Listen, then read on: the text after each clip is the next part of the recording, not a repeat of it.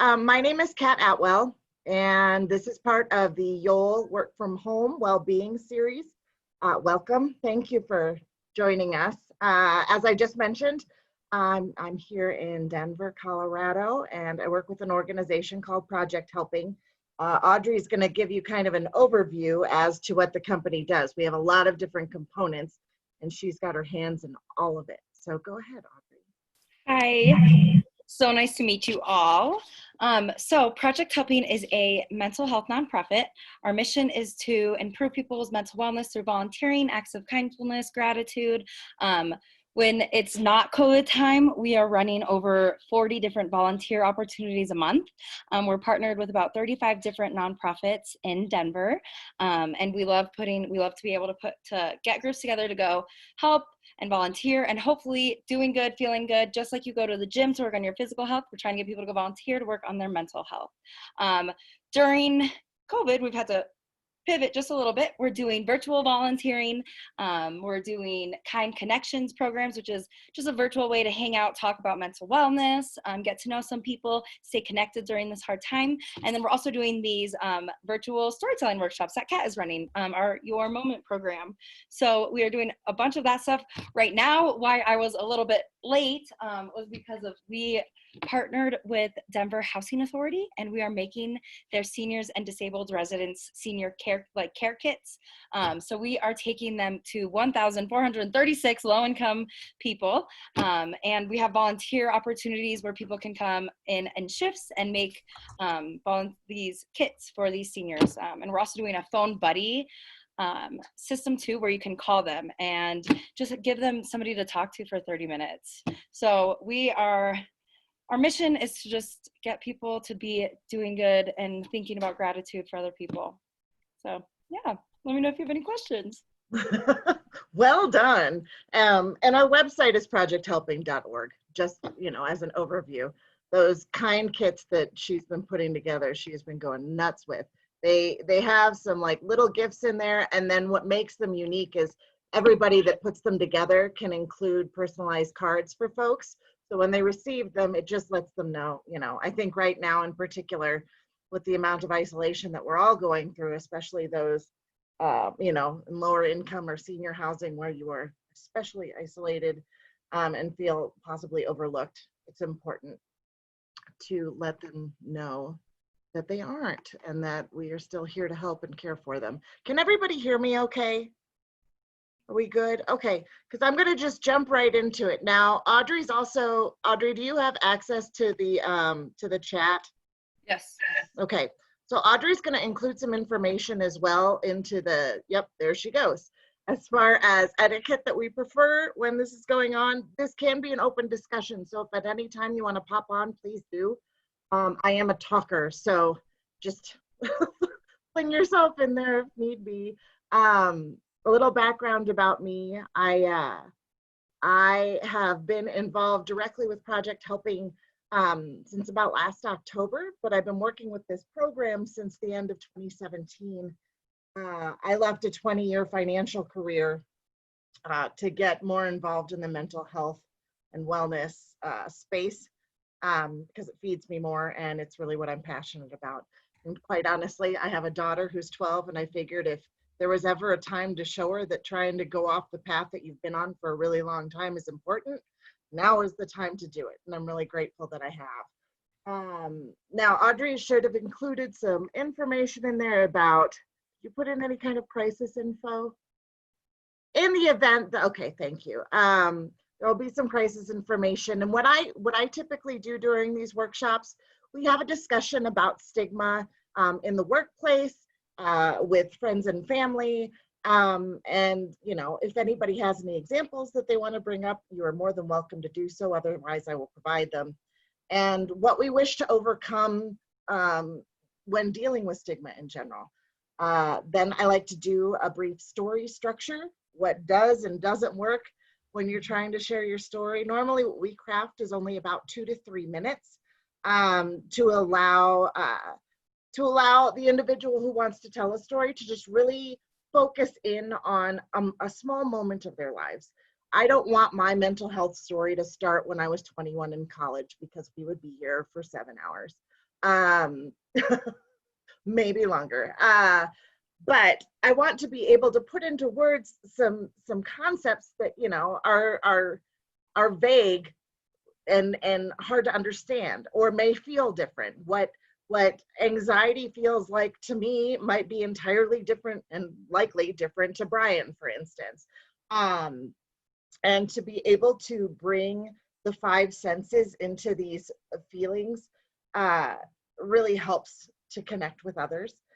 And then other things that we choose not to include in our stories as well, because we don't want to alienate folks. We request that, like, you don't mention specific medications.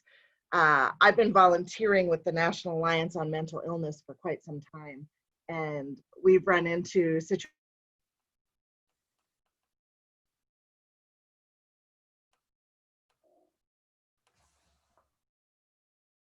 Kat, we can't hear you.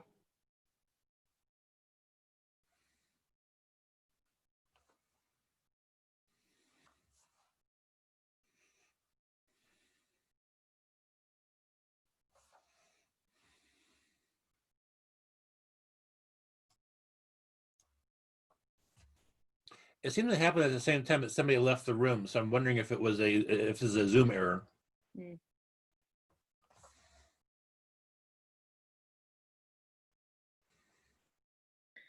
Kat, one of the things that can help is you maybe actually come off of it and then relaunch it. See you soon. So frustrating when that happens. I keep getting kicked off my Zooms lately, and then I'm like switching to my phone, like trying to get back on like as quickly as possible. Technology, so fun. So grateful for it, but like it has its moments. My day job is working at Google, and I can tell you that the current situation is stressing everything, all the technology. Because everybody's trying to use it.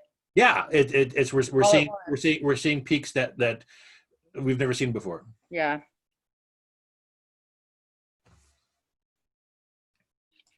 I know, by the end of the day, I'm like, I'm so tired of looking at a screen.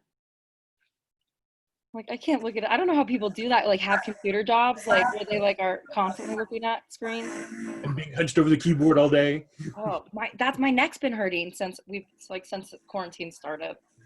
Oh.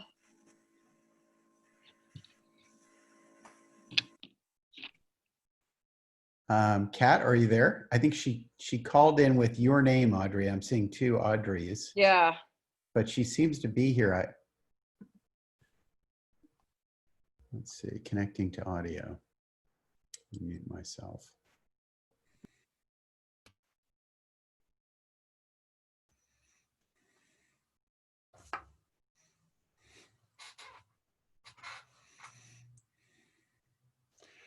I see you, but I don't hear you, Kat. It says connecting to audio again.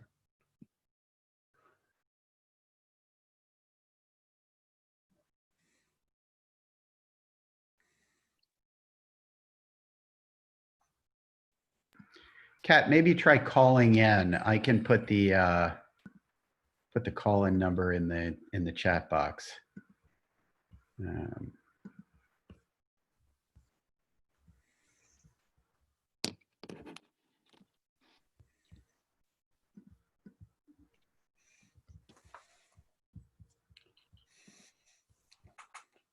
How about now? Now we can hear you. Now we hear you. Yes.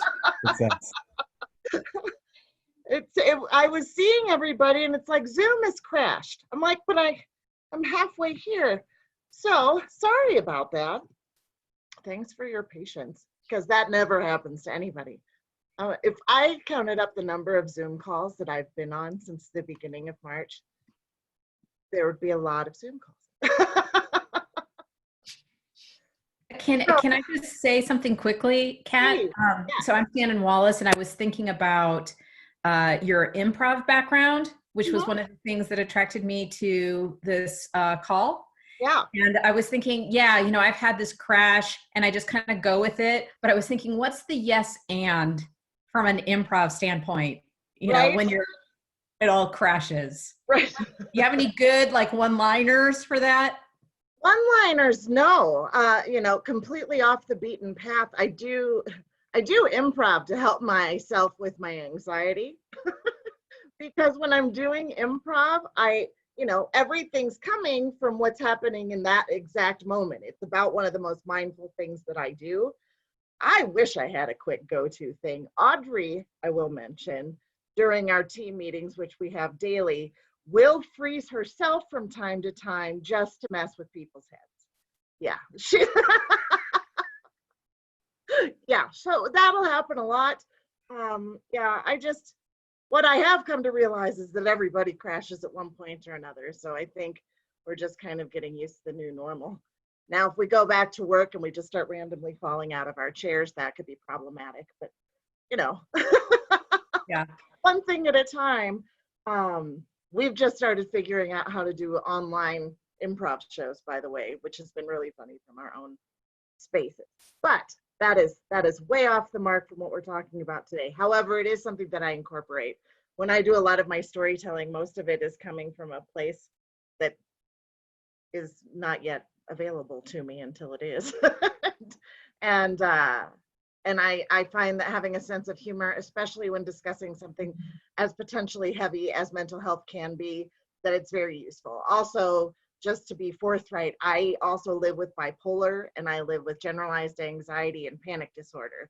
And so when I speak to this, I'm speaking to this from a place where I live and stuff that I've dealt with in the past. And that's why I'm so passionate about the storytelling, because to me, when I found language to talk about it with others, not only did it help me potentially help someone who was afraid to speak about it, who was ashamed to speak about it, but it empowered me with what I live with to look at it as something that is not necessarily a hindrance. I mean, you know, obviously I've got to balance out good days with bad on occasion, but I have the coping tools at least better. You know, it's never going to go away, but letting people know, I think the most important thing is that we're just not alone. What we normally do on our meetings too, I think I'm going to skip over this because we kind of, my whoopsie messed up on time, but as an exercise that I find useful that I'm just going to pass along to the group, we frequently will start meetings with something called the red, yellow, green exercise. And what it is just, honestly, it's a mental health check-in. Green means I'm in a positive space. I showed up, I'm ready to interact with you. I've been looking forward to this. I don't have other stuff going on, period. There's no wrong answer to this either. The yellow typically means I'm more good than bad. I might not be as potentially active in the meeting. I might have something going on with my family, but so I'm as focused as I can be. Red means I showed up to your meeting. and that alone is a win. And that is to be respected as much as a green might be. Because if all we can do is bring our presence, that's more than someone who can't at all. And that lets me know that I'm not like, Shannon, you want to pop in and give me an example? When I know that that's going to probably put you in a worse space than you're in already. So feel free to use that in your own workplaces. And then what I am going to go ahead and do, Audrey, are you in a place where we can do the breathing exercise or no? Yes? Okay, go ahead. We're going to do just a quick breathing exercise kind of to ground ourselves before we start talking about stigma a little bit more.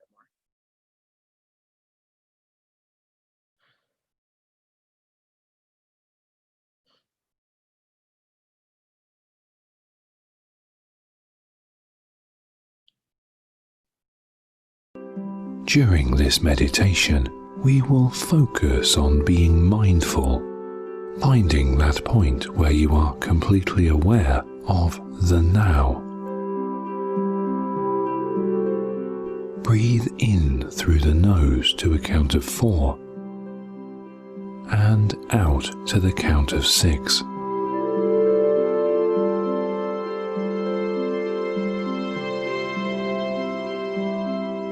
Whatever thoughts come and go in your mind at this point, simply observe them as if from a distance. See them as colored balloons, as separate from you, and let them go.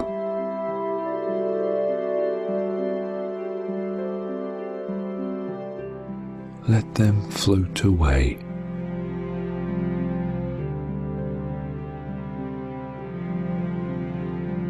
You are present now. You are not controlled by your thoughts. You can acknowledge that they are simply that, thoughts.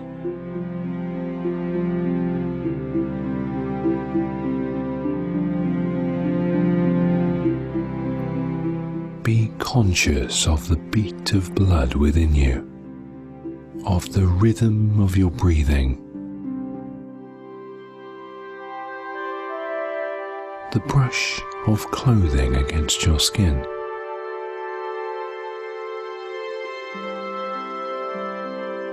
Feel the surface on which you sit and how your body presses into it.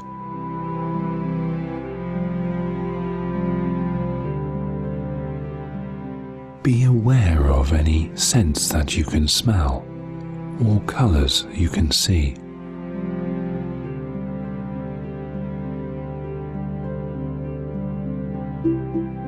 Notice the detail in the sounds you are hearing. Feel the temperature of the space you are in. Spend some moments simply being aware of all that is within you and around you right now, in this very moment. This is what it is to be mindful.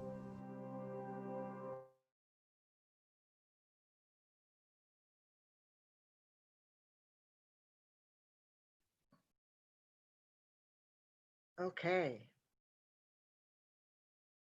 How's everybody doing? I just want to do a quick check-in. Good? Okay. Everybody can still hear me? Perfect. All right. So the first piece that I really wanted to discuss that for me provides kind of the groundwork as to why mental health storytelling is as important as it is to discuss mental health stigma. I think frequently, in my experience, folks are either wary of people who want to discuss mental health with them, are afraid that if they admit or say aloud that they may live with depression or anxiety or any of these things, that folks may assume that because of that issue, that diagnosis, that they might not be as good in the workplace, that they might come across as crazy, that you know, if I'm going through a depression and I can't show up as much as I normally would, that, you know, my depression is just an excuse for being lazy. And I think oftentimes too, when we get to the point where, and I'm using we, but this could all be I statements, where I'm really struggling, I've gotten to the point where I'm able to let my friends know, hey, here's what you need to look out for me. Right now it's been challenging. I'm about as far on the spectrum as you can be for being extroverted. And so typically I'm telling my friends, if I'm not meeting you out somewhere and if I'm not showing up for events, you really need to check in on me, because that might mean that I'm in a depression. Because the longer I stay at home, the bigger my anxiety grows about going out again. So this experience has taken some getting used to, and but that's one of them. So people will assume that, you know, that it's flaky. Oftentimes, one that Audrey and I have discussed in the past too, which I think is getting better, but at least on television with the bazillion crime dramas that we have, if we get to the point where some serial killer is on the stand, shocker, they live with schizophrenia, they live with bipolar disorder. You don't have a whole lot of wins with people who are positively portrayed on film and on TV. You know, usually if somebody's mental health is brought up, it is not a positive. We see that in politics frequently. And And that's something that we want to break down. And that's why I think it's important for us to be able to find the right language to communicate, you know, what we're feeling and how we live with these things. Audrey, is there something that you might want to add at all? I like that you changed your name. Oh, well, you were Audrey D'Amico I know. too. So I felt like I had to. Along the lines of stigma, I mean, I feel like that's part of our mission, is trying to break down the stigma and trying to get people to speak openly and freely about if they're anxious or if they're depressed. Or, I mean, I know that everybody I know either is going through or knows somebody who's going through some sort of mental health, whatever, journey. So, I mean, being able to talk about it and get help and get advice or even share in your struggles is really, really just helpful. So breaking down that stigma is a huge part of what we're trying to do. And I agree with everything you said, Kat. Yeah. Well, and you know, the reality is 1 in 4 adults either live with or at some point have experienced mental illness in their lifetime. So, you know, out of the, unless there's more on this page, out of the 12 of us, I know Audrey and I account for 2 of those people. So, you know, you just never know who's going to be in the room, who might be next to you struggling. I just think the greater awareness that we have, like she was saying, the better, the more normalized that it can become. You know, and in some cases, the communications that we have, like, for instance, my parents are in their 70s, and I've been dealing with my own mental health challenges for 25 years now, and still haven't gotten to the point where we can break through the fact that they believe that it's just that I'm over dramatic. You know, despite the fact of the medications that I go on, despite the fact that I've been hospitalized, a lot of these things still, I think there are people that just feel like you aren't trying hard enough and that you can't get over it, instead of just recognizing that we have chemical imbalances in our brain. Now, as far as the story structure, is actually, before I jump into that, is there anything that you guys would want specifically addressed regarding stigma or particular myths that you've heard that you'd want me to talk about specifically? We good? Yeah, Brian? I have I just have an observation that I want to make from while you're talking. We see anxiety issues, or part of the stigma is that we see anxiety issues and stress and we have this bucket of things that we call mental health problems. Mm-hmm. As if you suffer one of these things or experience one of these things, you're not healthy. And right. I challenge that premise, because it occurs to me that under the current circumstances, anxiety is a really good thing. It's keeping us alive. Right. And it evolved to do that.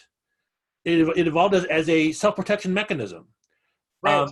So I think that to say, oh, I have anxiety issues, I'm not whole. That's a myth. Yeah. We are healthy, and we can be healthy and anxious at the same time. Right. Yeah. Absolutely. We've, you know, I've made jokes about the fact that as someone that has consistently lived with anxiety, you know, and I've done a lot of work towards not having the worst case assumption in my entire life as we go forward. But, you know, and then we find ourselves here, and suddenly I'm like, I've been training my whole life for this moment. Because suddenly it's like, wow, now it's here. The other thing too about mental health is that, you know, it isn't, like you said, it's going to be present. What I like to see is that we can acknowledge it before it hits crisis point. And pardon my Slack channel, it's going nutso. But by being, you know, having preventive care and having these discussions from go, you don't wind up with presenteeism where people are showing up in the workplace simply because they are terrified if they don't show up, they're going to get fired. So, you know, mentally or emotionally, they may be in crisis, kind of like the in red situation that I mentioned at the beginning. And I did that myself in my career. I would show up because I was terrified that I was going to lose my job. but then I would sit there and I would be completely unproductive other than being a body in my cubicle.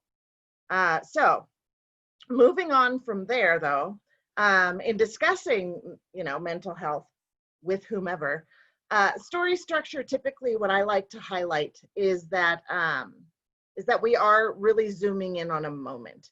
So for instance, like in the workday, if I wanted to come up with an example, I might start with, my boss sent me an email saying that we needed to talk later on in the day. She hadn't spoken to me in the last 3 days. I hadn't been getting feedback from her. Immediately, my stomach tensed, my throat tightened up, and I assumed that I had done something wrong. I had trouble standing still and had to leave the building and walk around for a while, because at that point in time, I was not in a place then where I could approach my boss, or had approached my boss earlier to tell her, I have some anxiety. If you need to talk to me, if you could just specify ahead of time, even if it is like some sort of, a point that we could work towards together, a challenge that I've been facing, or maybe a mistake that you found in my work. I'd much rather know that instead of just the blanket, we need to talk. Because for some people, that's fine. And I've gotten a lot better at that one, but I've also gotten a lot better at telling people in my workplace, if you need to talk to me, please specifically tell me what we're going to talk about. So that's just an example with the moment in time with getting the email. What a story isn't, it's not going to be necessarily poetic. It's not going to be, when I was 21, I stopped going to school and I was hiding in my apartment, and I was calling my parents all the time, telling them I was fine. And then I got to see a doctor, and then I was on all these medications, and then I got pregnant, and then I got married. Who cares? That doesn't get to connect me with, with Michael, for instance. There's nowhere where we can find a human connection other than we are both humans who are getting older. So you really want to focus in as much as possible. And then, like I touched upon before, when you are sharing stories in any kind of environment, using specifics as far as describing feelings and emotions and tactile things and maybe smells that you have and what you're hearing around you, all fantastic. That I may be taking Wellbutrin while going through this, not important to the story. The reason I actually bring that one up, it's an antidepressant that caused me to go into a manic episode. So didn't work for me, but works very well for others who are dealing with depression. Another one too is using specific names. I know that I've done it in the past when you're trying to explain going through a crisis, and especially if you're talking with a friend or a peer or a coworker, just remembering that the story you're telling is coming through your lens, and that the other individual may have an entirely different, picture of what's going on, and just, to honor yourself and not allow others to be able to pass judgment through your own story. Does that make sense to everybody? I mean, it's nothing that's really groundbreaking, I understand. Hey, Kat. Yes. I do have a question about that. I'm curious about why, from your perspective, you would not suggest naming medications. I'm just curious. I don't know. The reason being, so I've told stories on a different number of levels. Anywhere from speaking in like behavioral units in hospitals. I would say particularly there it's important because a lot of these folks have just been diagnosed, or maybe in a state of psychosis, or any number of things, or their family members may come in and simply not be familiar with a lot of the medications. And they'll be told, well, this is what worked for me. You should tell your doctor. Much like the commercials that are on television. This says that Latuda is going to fix me. I happened to go on Latuda and I lost the feeling in my left arm. I have gone through so many medications for my own psychiatric purposes. The other thing is, There are some that might work for you for a number of years that then stop.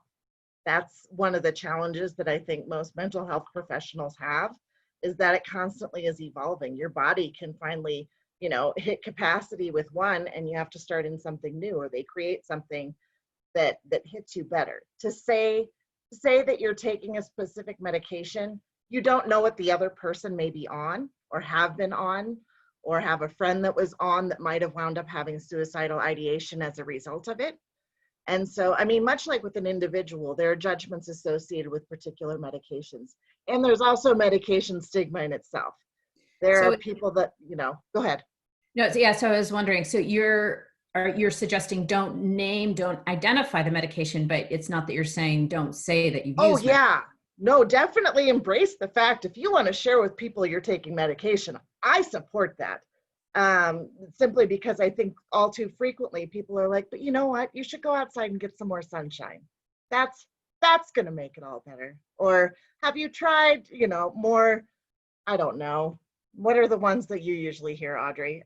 St. John's wort, or a vitamin D, or fish oil, or, any number of these things. And like I said, I'm guessing I'm preaching to the choir, but, chemical imbalances occasionally require chemicals to put them back in balance. I, with the help of one of my psychiatrists, I reached a point where I wanted to try to see if I could get off of my medication, which is frustrating in itself because somehow it feels like you're trying to quit smoking sometimes. I'm not winning by getting off my medication, but health insurance and cost, and it turned out I couldn't. When I was off my medication while being, treated the whole time, it didn't work for me. So I do encourage people to mention that they are medicated if that's something that they want to include in their story, but not to mention the specific names of the medications. Thank you. Yeah, absolutely. Thanks for clarifying. Yeah, and I'm again, I don't want to take up a lot of time. I think it's what's interesting is I think our young people are so different about it. So I have a daughter so I have a lot of family members who use medication, et cetera, have, this exists within the family. But young people are just so open. But it's interesting, parents still are not. So that's just my observation. No, I completely agree. I have a 12-year-old, and she, I remember when I was in 7th grade, my goal was to figure out how to get into the elusive popular group. That's like as far as my problems went. When she comes home and says her friend Delilah had a panic attack, and that they went through a breathing exercise together, it's like, wow, I'm so grateful. I want this to become more apparent. Plus, politically, but they go through drills that I can't even wrap my head around from when we were in school. But yes, I agree with you. And I have been very present with my daughter about my diagnosis. I actually was diagnosed with bipolar disorder in 2006. I went on disability for 6 months. I was taking 18 pills a day. This is something that we could make into a quick story, where we were trying to find the right balance. I wound up taking a 60% pay cut and getting out of finance completely. And 4 weeks after I started my new job, I found out I was pregnant. And so, and I had been told by 2 doctors that was not possible. So I, in addition to finding that out and having to find a new normal for me, I had to go off all of those, 18 pills a day. I think it was like 4 medications. But, so I've been as open as possible without making it scary. But if I'm having a depressed day, I'm not going to brave face it necessarily. And I'm certainly not going to act ashamed that I am going through a depressive episode. I also fortunately have a partner who is supportive in this as well. But I agree. I think oftentimes it's the folks that grew up in a family where they didn't talk about it, that it's a struggle now. Do you have something you want to say, Elizabeth? Yeah. Thank you. Yeah, I had a question, kind of back to what you were saying before, but now tied into the storytelling. How do you break down stigma for populations or underserved communities that may not recognize that they're experiencing something either related to mental health or they've just haven't named it before? Sure. Great question. I usually start out by asking questions, what it is that they're experiencing, what possibly people have told them that they've seen from them. Audrey, I would love your help on this one. But there's a lot of listening, I think, that's, from Go. Also, following with, I'm not a doctor, but here are crisis resources. And one of the other interesting challenges that I've found is normalizing the use of support hotlines. I think a lot of times people feel the only time that they're supposed to use those lines is if they're actively experiencing suicidal ideation and maybe suicidal, instead of taking advantage of those sooner, because those folks can offer tools. Now, in the underserved communities, it's so hard as far as the resources.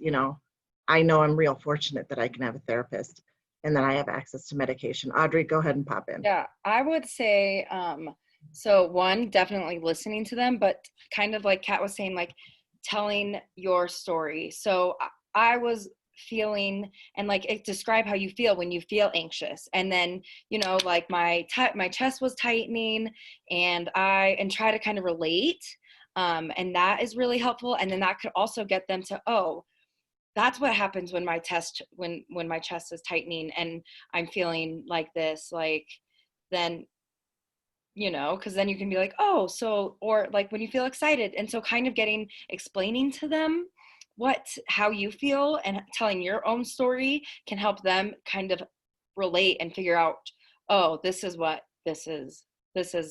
how I feel when I'm excited, or, oh, when my cheeks got flushed, I was feeling embarrassed. Or so using that storytelling in those moments of times can help other people relate.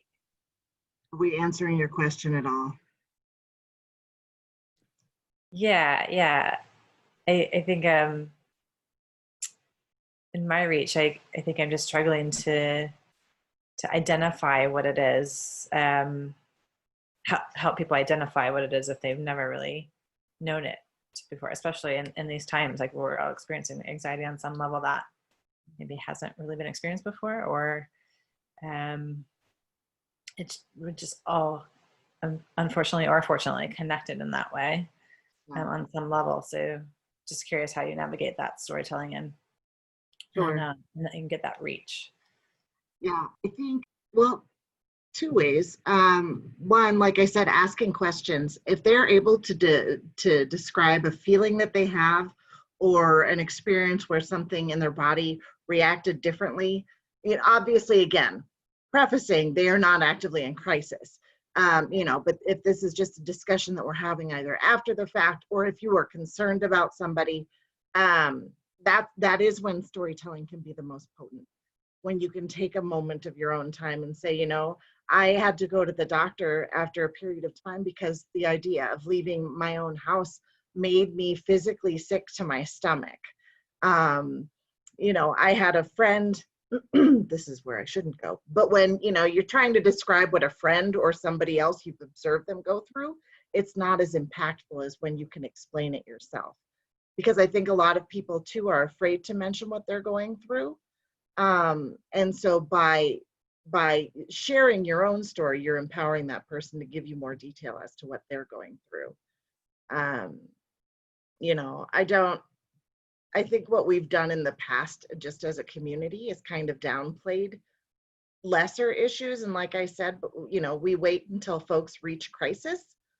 And so the more openly that we can discuss it, when my baseline is right here, and I can tell you about a time that I had a panic attack and what happened, and I'm clear-headed, as opposed to telling you 5 minutes after my panic attack what happened, it's going to be very, very different.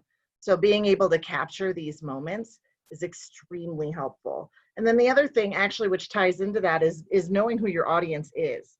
If you're speaking to people that have no access or have never discussed it, or have families who have never given it value, You know, speaking with patients, finding out where they're at to begin with, asking questions. Have you talked about mental health before?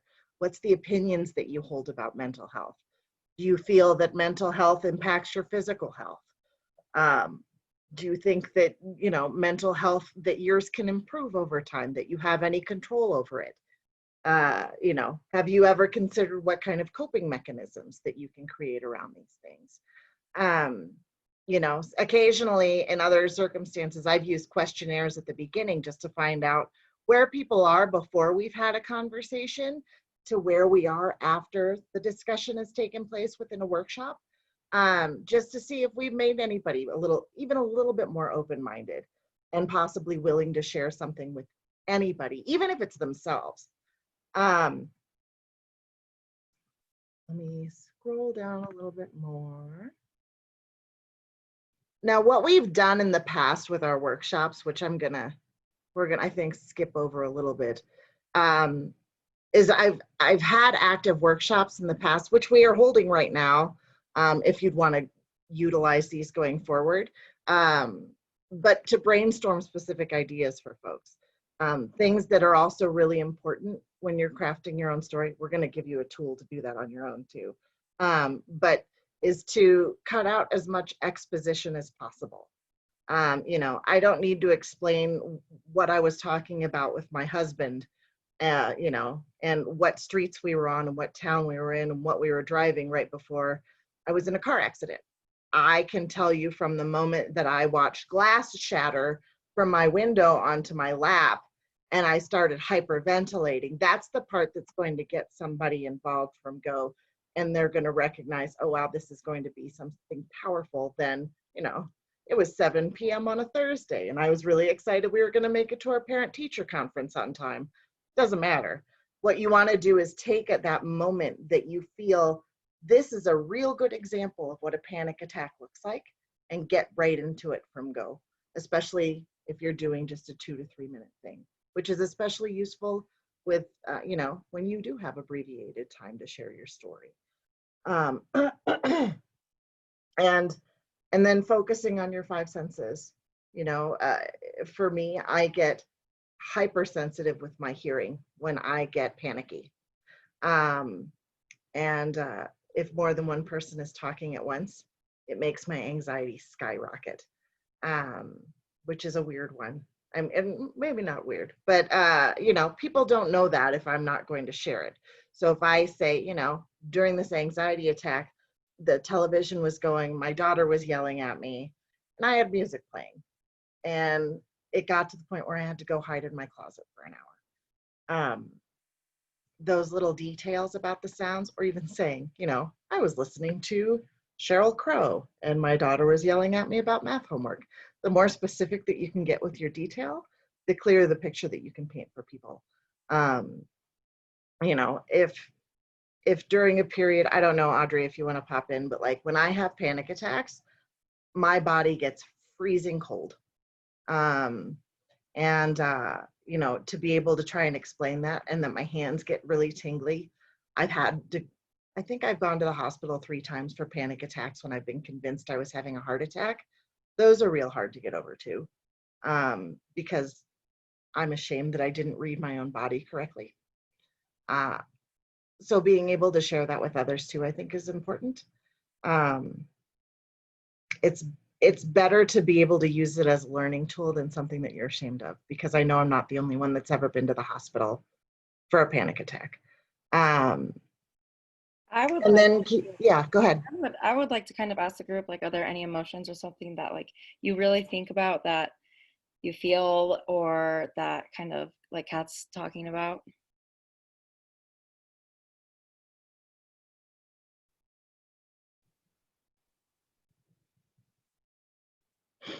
So I'll just share that, you know, you know, obviously going through all of this stuff with COVID, I tend to be somebody who handles a lot of uncertainty pretty well, but there are 4 of us in my home and we're all kind of going through it at our own pace and experiencing different things. What I find for myself, honestly, more than anything, is I'm just a little disoriented and forgetful. And so I don't know that I always feel in myself just the anxiety, but I see other manifestations that tell me I'm not completely myself. One of the reasons I wanted to be on the call though was I had a client yesterday. So I'm a coach, I'm a consultant, and I had a client who was really in distress. I'm also not a therapist. And so I'm really clear about the distinction. And so she said, maybe I need a therapist. And I said, you might. And I said, I can't really, I also told her, you know, I have referred clients to therapists in the past when I see a pattern of something coming up over and over. I said, but I also said, you might need one. But at this time, I think most human beings are experiencing kind of, this is an unprecedented circumstance, and we're all experiencing it in our own way. So if you're feeling particularly emotional right now, then be gentle with yourself. And so, I was really curious about what else could I offer her. So I had suggested, hey, try out, Mindspace. And so that's why I was kind of curious about. So I've been looking at some of your sites as you've been talking, what can I share with clients that could be helpful? That's one of the things, and then I'll shush again, but one of the things I think is great is that there are so many organizations that are providing resources, but I think that there's a lack of communication, and so finding them very frequently can be challenging or overwhelming. Yeah, I mean, I think definitely there's never any harm in telling somebody, feel free to call a medical provider or call a helpline, or reach out to a mental health nonprofit.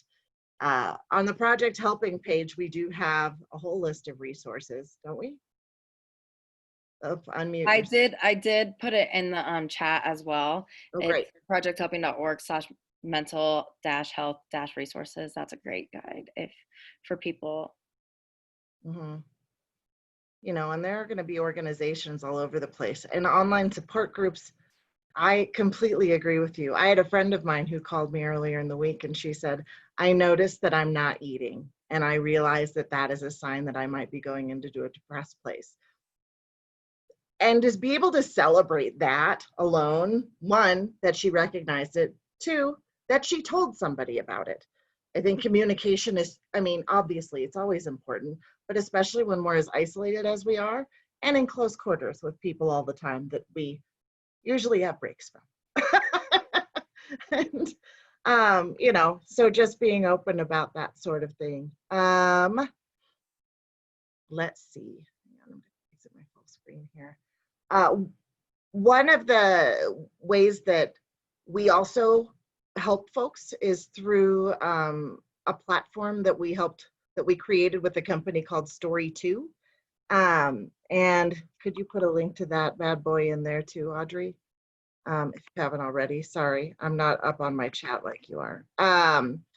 But it is a tool that you can use to help you create your own mental health narrative or narratives. It's a free service that we provide to folks. And it really helps you, pick apart experiences to their least common denominator so you can really hone in on a moment. I think the more specific we are giving vocabulary to these experiences, the more we can relate to others and like I said, and normalize it. One of my favorite things to do is to tell mental health stories to folks that aren't expecting to hear mental health stories. And so, because, it is the folks that wind up showing up at a comedy show or something along those lines who might hear a story and be like, I had no idea that this was something that, there are resources for, or that I haven't talked about before. If I can get somebody to open up to me, that means that I can possibly find them a resource or let them know what's worked for me personally without going into specific medications. But as far as like coping tools, like you were saying, if I use Headspace, if I do breathing exercises, like for me, exercise is out the window. I don't like sweating, but I can do, I will swim, but oftentimes it's trying to get myself to exercise is real difficult. But I can be on a stage for 4 hours. And so it's just figuring out what works for individuals too, you know, and being out in the sunshine is great. But if you live in Seattle, you know, I don't know how much sun you get, but it's not as much as Denver does. I do know that. So in conclusion, I would invite anybody, if you have any questions or feedback, now would be a great time. We also have our contact information, which Audrey can share too. And if there are any gratitudes or concerns or things that you would have liked to have addressed, I would love to hear about them, because we're gonna, you know, real soon wrap up. I don't want to take up too much of your time.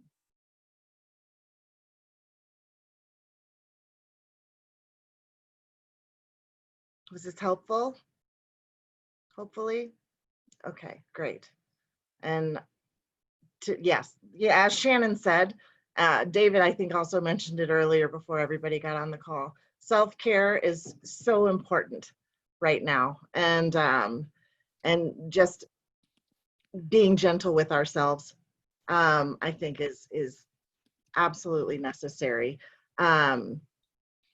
David, because I dropped out of the chat, I don't have the lineup. I know Zanette is the individual who's going to be talking next week. Tomorrow. I lost the information, so sorry. Tomorrow at 1, Zanette, our Director of Learning, will be talking on managing authenticity. Which I also think is extremely important right now. Yes, thank you. Sorry about that. No worries. Thank you for this, Kat. It was really a terrific talk. Absolutely. You know, it looks like so many of your workshops are just reaching a lot of people, and I think this is what we need more than anything, is just connection and ways that we can build bridges with one another when we're all trapped in our houses.